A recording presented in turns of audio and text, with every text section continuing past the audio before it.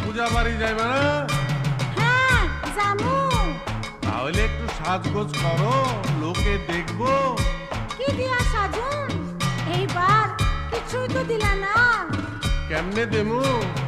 এবার পূজা বোনাসও পাইলাম না, তোমারেও কিছু দিতে পারলাম না। চাই না আমার রেশমি চুড়ি, চাই না